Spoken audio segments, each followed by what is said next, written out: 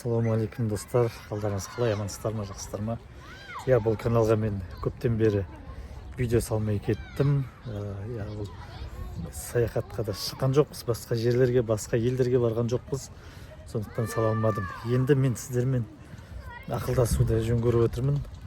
Бір жақтарға бір саяхатқа шығып, осы арнамды бір сіздерге, яғни көрермендеріме бір пайдалы қылғым келеді. Сондықтан сіздермен ақылдасқым келіп отыр. Қай жаққа баратынымды соған маған бір пікірлеріңіз жазып кетсеңіздер, жақсы көмектеріңіз тиер еді.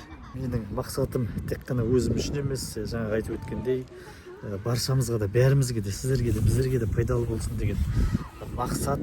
Енді саяхатқа шыққанда басқа елді көрсетіп, олардың жаңағы базарлары дегендегідей, қарапайым адамдардың өмірі дегендей, көше тағамдары, қазір енді көп қой түсіріп жатқан сондай контенттерменен пайдалы болғым келеді достар. Енді сұрақ, менің қазір таңдап отырған 3 ел бар.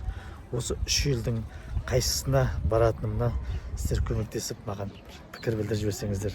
Таңдап отырған елдерімнің бірі ол Қытай.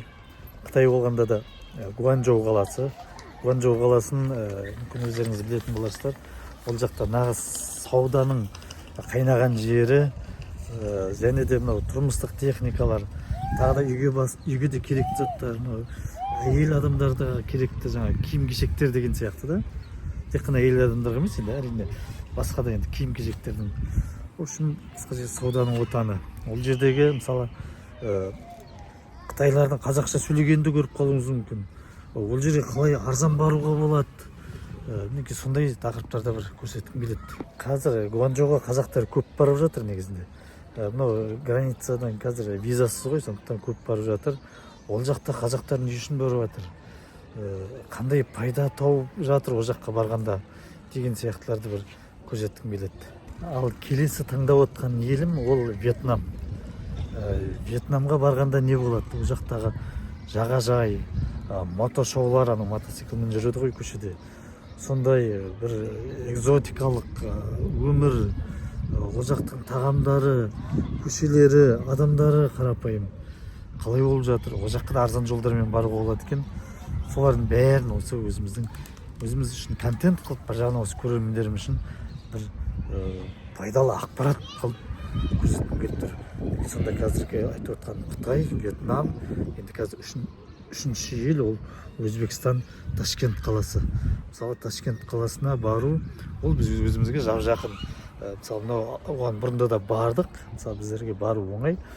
Жолдарын білеміз, көрдік дегендей. Ал ол жақтың ерекшеліктері қалай айтсам болады?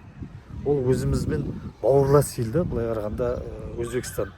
Бір-бірімізді жақсы түсінеміз сөйлескенде. Ол жақтың жаңағы базарларының өзі бір ерекше. Базарында ғана көшедегі тамақтарының өзі ерекше. Ол жақтың жалпы бір мәдениеті дегендей сондай бір ерекше жақтары бар ғой. Соларды да көрсеткіміз келеді. Мінекей осы 3 елдің қайсысына барарымды сіздермен ақылдасып білгім келеді. Осы жөнінде маған бір пікірлеріңізді өтініш бір жазып кетсеңіздер риза болып қалар едік. Сіздерге Алла разы болсын. Рахмет достарым.